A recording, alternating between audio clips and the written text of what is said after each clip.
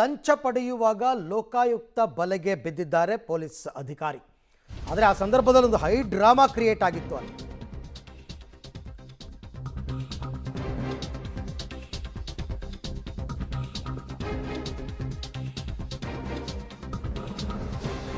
KP Agrahara ಠಾಣೆ inspector Govindaraju Lokayukta ಬಲೆಗೆ ಬಿದ್ದ ಪೊಲೀಸು.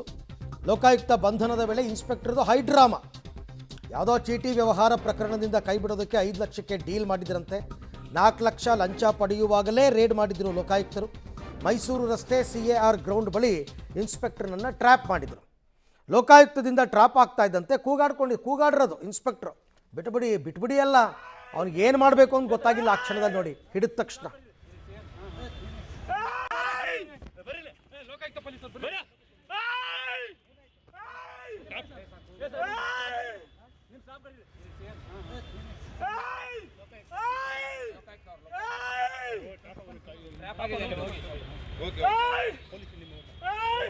ನಿಮ್ಮ ಸಿಬ್ಬಂದಿ ಕರೀರಿ ಸರ್, ನಿಮ್ಮ ಸಿಬ್ಬಂದಿ ಕರೀರಿ. ವೆಪನ್ ಎಲ್ಲ ಇದೆ.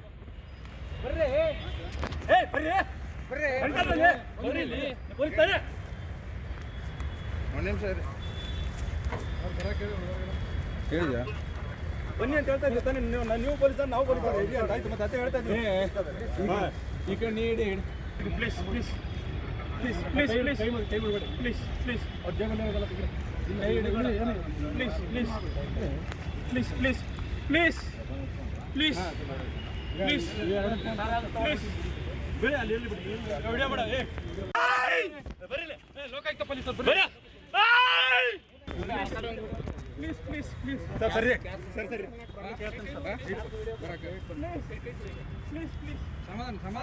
ಈ ಬಗ್ಗೆ ಮತ್ತಷ್ಟು ಮಾಹಿತಿ ನನ್ನ ಕೊಲ್ಲಿಗ್ ಉಮೇಶ್ ಅವರಿಂದ ಪಡ್ಕೊಳ್ಳೋಣ. ಉಮೇಶ್, ಈ ದೃಶ್ಯವನ್ನು ನೋಡ್ತಾ ಇದ್ದರೆ ಆ್ಯಕ್ಚುಲಿ ಲೋಕಾಯುಕ್ತ ಪೊಲೀಸರು ಎಲ್ಲರೂ ಕೂಡ ಸಿವಿಲ್ ಡ್ರೆಸ್ಸಲ್ಲಿದ್ದಾರೆ. ಸೊ ಹಾಗಾಗಿ ಗೋವಿಂದರಾಜುಗೆ ಇವ್ರು ಯಾರು ಏನು ಅಂತ ಗಾಬರಿಯಾಗಿ ಆ ಥರ ಕೂಗ್ಕೊಂಡಿದ್ದ ಹೇಗೆ ಅಂತ?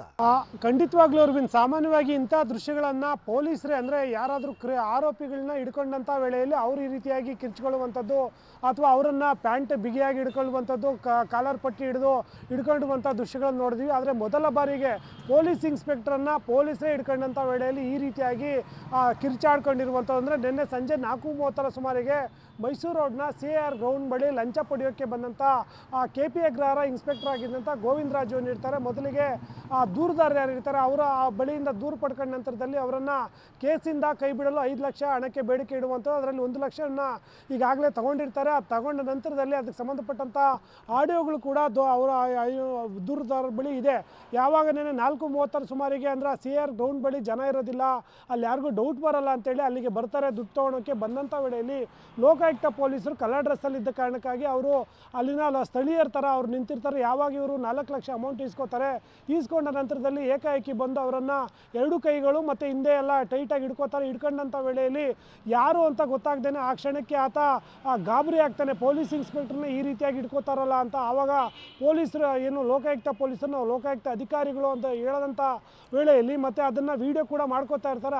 ಆ ಕ್ಷಣಕ್ಕೆ ಆತ ಫುಲ್ ಗಾಬರಿಯಾಗಿ ಆ ರೀತಿಯಾಗಿ ಜೋರಾಗಿ ಕಿರ್ಚ್ಕೊಂಡ ಅನ್ನೋದು ಈಗ ಸದ್ಯಕ್ಕೆ ಸಿಗ್ತಾ ಇರುವಂಥ ಮಾಹಿತಿ. ಲೋಕಾಯುಕ್ತ ಪೊಲೀಸ್ ಠಾಣೆಯಲ್ಲಿ ಸಂಬಂಧಪಟ್ಟಾಗೆ FIR ಕೂಡ ದಾಖಲಾಗಿದ್ದು ಆತನನ್ನು ಈಗಾಗಲೇ ಭರತ್ನಗರ ಜೈಲು ಕೂಡ ಕಳಿಸಿರುವಂಥದ್ದು. Arvind, okay, thank you Umesh, ತಮ್ಮ ಎಲ್ಲ ಮಾಹಿತಿಗಾಗಿ ಧನ್ಯವಾದ.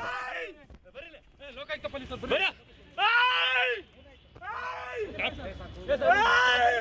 ನಿಮ್ಮ ಸಾಬ್